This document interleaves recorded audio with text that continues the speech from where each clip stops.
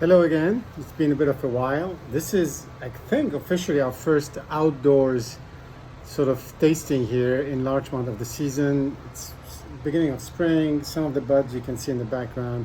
I really couldn't resist. Once again, I'm going out to lunch with a friend, and I figured we'd take our own bottle. This particular friend is French from the Burgundy area, really loves Burgundies and Pinots, so I thought we'll share an Oregon Pinot just to sort of stay within the same theme, but with something a little bit different.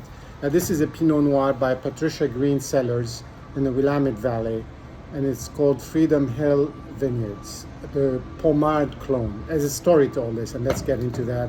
I apologize a little bit for the noise in the background. Anyway, Patty Green, as she was known, she died a few years ago, was really a bit of a legend in Oregon, and that's one of the reasons I decided to visit the property when we were there 5 years ago, just before she passed away, and we were able to taste a lot of these wines.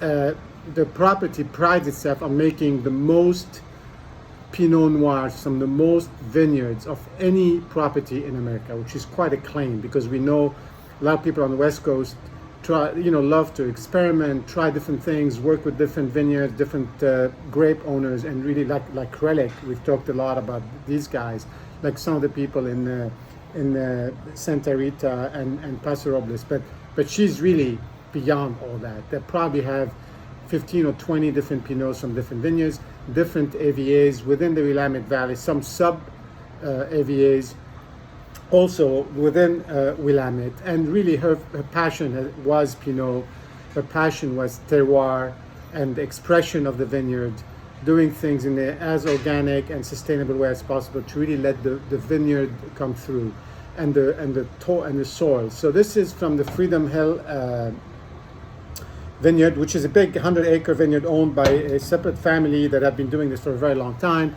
A lot of people make wine from that vineyard, including Patricia Green.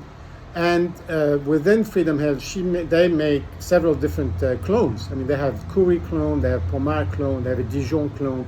They even make one wine with all three clones. But this is one of the specific clone-based wine, the Pommard clone, made in 2015. I don't know what's going to happen to the property. Jim Anderson, the co-owner, is still there. He's a winemaker, so hopefully there'll be some continuity. But we've seen lately some of these properties are being sold, because big brands are investing in Oregon. Just 2 days ago, I think Lingua Franca was bought by Constellation Brands. It could be good, it could be bad. We'll have to see how that evolves. But in any case, this is the wine we have today. Let's see where we are.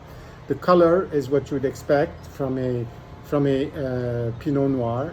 Just light, sort of a little bit. Not a little bit cloudy, but that's kind of the way it should be. Not super clear, a little bit sort of a red-brown tint to it.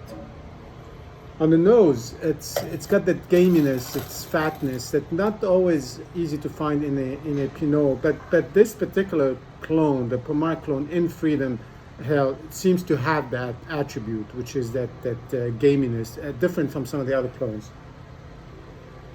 And you do also have the orange peel that you have really in all these West Coast Pinots, most of them. But so it's fruit, it's gaminess, it's a bit of alcohol. This is not a very alcoholic wine. Oh no, it is. It's 14.6 alcohol, so it's going to be interesting.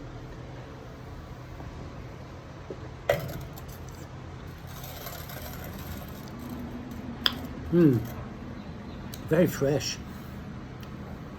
Lots of acidity, but fresh acidity. We know Burgundy has acidity as its secret weapon in terms of aging and evolving, and maybe this has inherited some of that. It's really, it's very different than what you'd expect from we just opened this bottle. I just opened it like 15 minutes ago.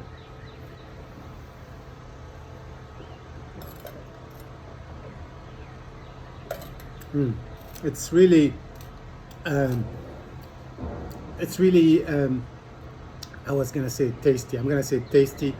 It's tasty. The gaminess seems to have a little bit disappeared. Maybe that evaporates. The fruit is very, very present.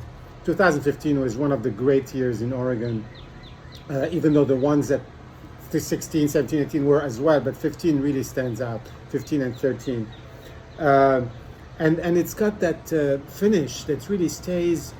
It's kind of a titillating finish. It's just there. It sort of, tingling a little bit on the tongue, on the palate, in the mouth primarily, and it just makes you want to smile. I think this is gonna go nicely with our bistro lunch, and then hopefully Eric and I will enjoy some more very good wine. She makes a lot of good wines, as we discussed. She makes even